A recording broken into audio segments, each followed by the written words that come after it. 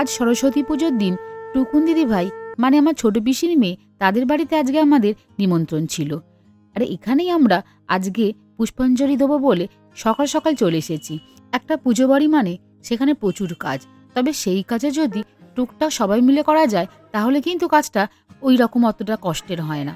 এখানে প্রচুর স্টুডেন্ট, আর এই স্টুডেন্টরাই তারা নিজেদের মতন যতটা পেরেছে কাজ করে দিয়েছে। আর বলতে বলতেই ঠাকুর মশাই এসে গেছে। এখানে বলে রাখা ভালো, ঠাকুর মশাইও কিন্তু একজন স্টুডেন্ট। আর সরস্বতী পুজোর দিন পুষ্পাঞ্জলি দেবার বড্ড তাড়া থাকে, আর আমরা এখানে সবাই মিলে বসে পড়েছি পুষ্পাঞ্জলি দেবার জন্য।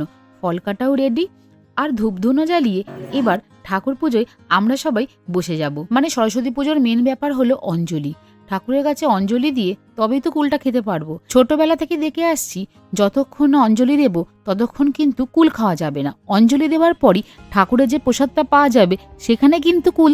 ছোট থেকে বড় সবাই একদম রেডি হয়ে গেছে।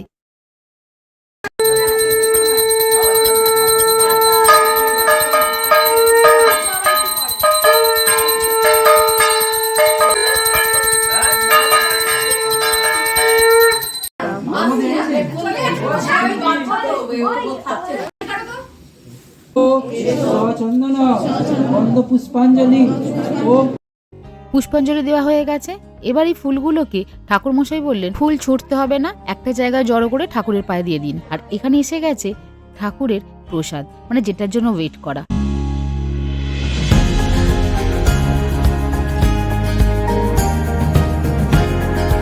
এখন পুজো শেষ হয়ে গেছে আর আমরা সবাই মিলে এখানে খেতে বসেছি। চল এবার ঠাকুরের ভোগ খাওয়া যাক। খাবার খাওয়ার পরে লাস্টে ছিল দারুণ চমক।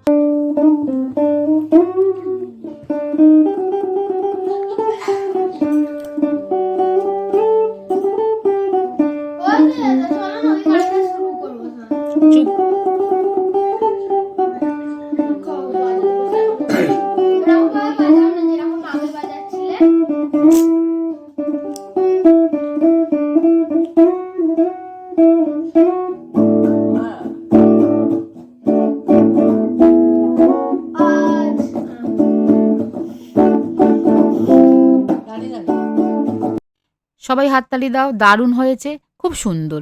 আমাদের এবার বাড়ি ফেরার পালা। আমরা তিনজনে থাকলে সময় যেন কিভাবে কেটে যায় বুঝতেই পারি না।